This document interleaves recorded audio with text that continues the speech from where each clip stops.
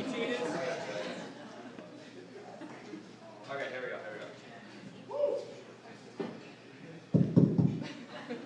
It tells me to say, is this thing on? Alright, anywho, for those of you who don't know me, I'm Josh's twin brother, Taylor. For those of you who do know me, I apologize. It still amazes me how far Drew Siegel will come for a free meal and some complimentary things.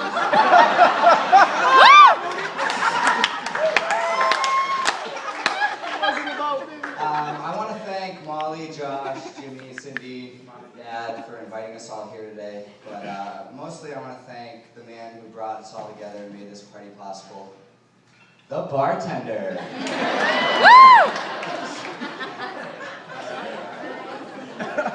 So I just recently moved up to Ohio in June, and this is the first time I've been back, and I've flown back since this wedding.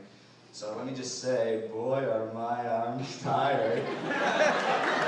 He's such a jerk. No, we have no idea.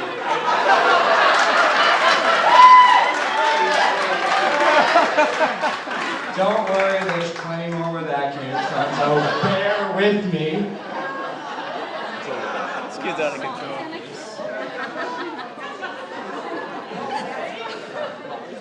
This is the first time I've ever given a speech at a wedding, and a wise man once told me the best man's speech should never exceed the length of time it makes for the groom to make love. So seeing as I would have already surpassed that time by now, I decided to make this like a mini skirt, short enough to keep you interested, but long enough to cover the essentials. Alright? He's so mad. He's so bad. He's so mad.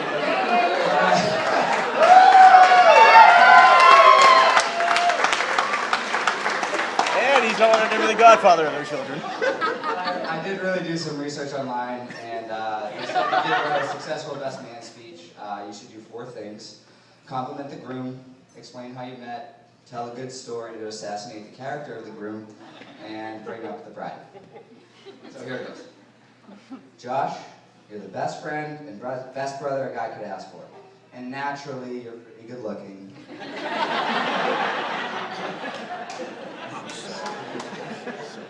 For those of you who don't know, Josh and I met a little over 25 years ago.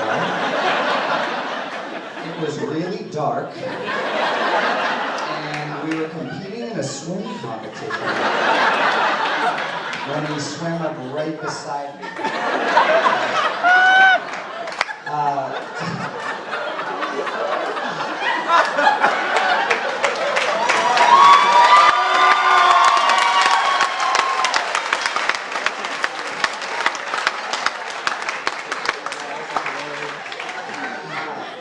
Lucky for us, they were giving out ties that day. Over the next 9 months, we shared a warm room, thanks Mom, and became very close, often sharing many meals together. And then 9 months later, we were able to kickstart life like all Solaris would. Cheat, cheat, get ahead of life. And I wrapped his arm around a rib cage and snuck out first. Oh my God. We've been competitive ever since. Now, let me tell you a little something about twins that maybe you guys didn't know. We don't have superpowers, so we can't shoot lightning bolts out of our asses or anything. But during our time incubating together, we did become very close, and we do sometimes, we're able to read each other's thoughts and like feel each other's feelings and stuff like that. So I guess you could call them our twin powers. Molly, I'll be turning off my twin powers tonight and for the rest of this week.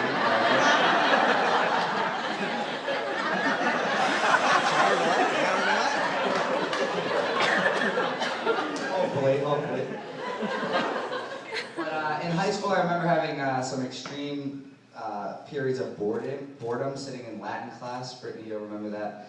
And Josh had an art class right across the hall, and he'd feel these twin powers kick in, and he'd come over, and I'd see him in the doorway, and I'd go out, and he'd just take my place in Latin class and let me go sit in his art class.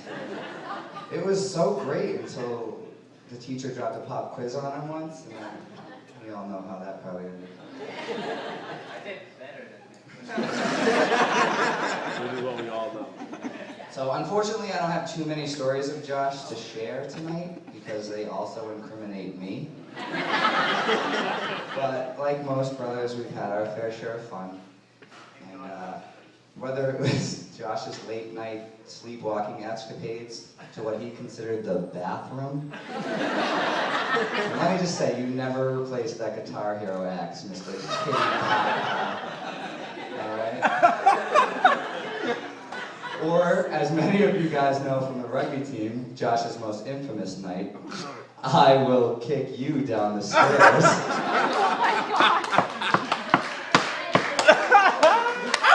Heard that. Up a day. I mean, we really weren't sure Josh was going to make it to this day. After he stuck a fork in an electrical outlet as a toddler, or when he stuck his tongue to a metal pole after watching A Christmas Story. We all started to get a little worried. But luckily he found Molly, who's acted as the better part of his brain now for like 8 or 9 years, I think. And she's been here through it all and put up with all our crap. So, Molly, let me just say what everybody's thinking. You look absolutely beautiful tonight.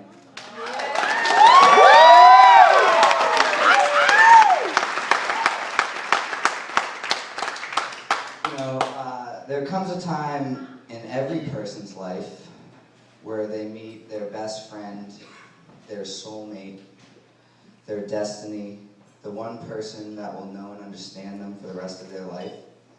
And that moment came for Josh about 25 years ago after he met me.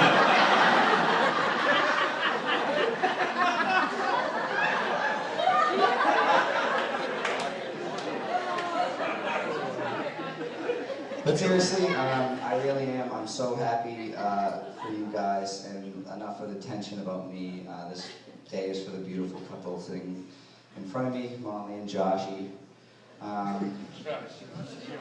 He's looking for a party. I'm so happy for you two. And Molly, I'd like to take this time to officially welcome you into our family, even though I feel like you've been part of it now for the better part of a decade, but welcome.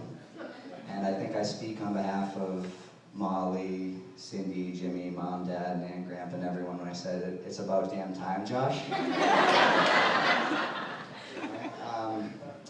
So I don't really know how to end these things, because it's just like a weird speech, so I figured I'd end it with a joke.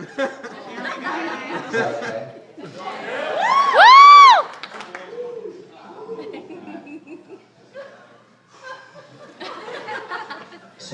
So two whales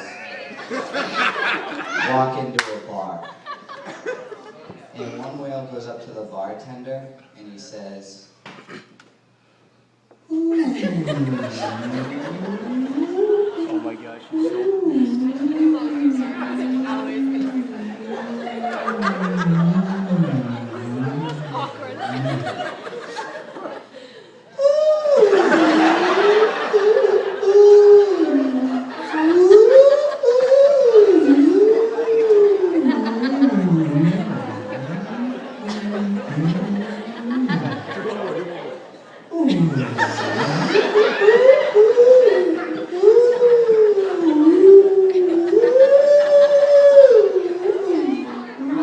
Don't carry it on too long.